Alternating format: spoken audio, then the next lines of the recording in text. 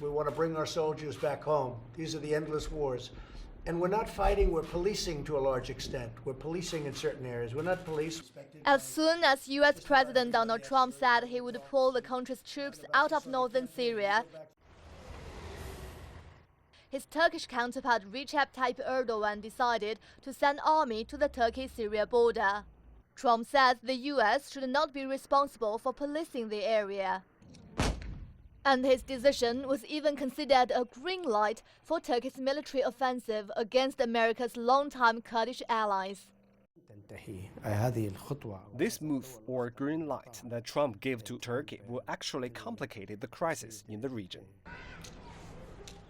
But in a twist, as the ceasefire reached in northeast Syria has mostly held, the U.S. president suddenly changed his mind. The nations in the region must ultimately take on the responsibility of helping Turkey and Syria police their border.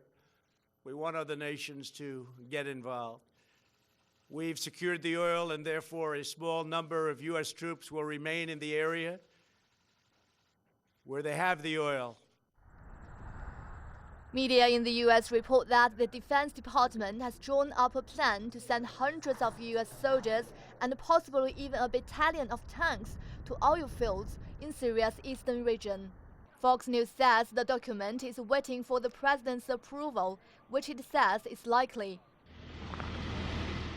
The plan reportedly involves bringing a half of an army armored battalions, which could include up to 30 Abrams tanks.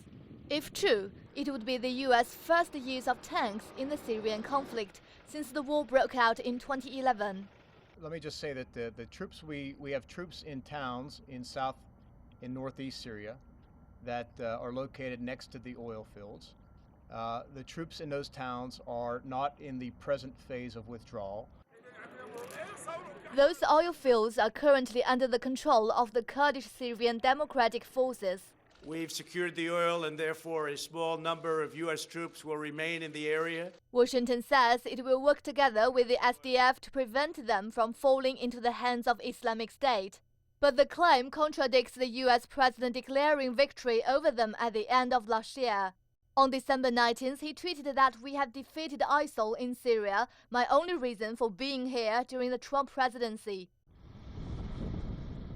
Well, Trump also said that, quote, it's time for our troops to come back home. American troops in Syria may be wondering when their president will finally commit to a concrete decision. Yu Yang, CGTN.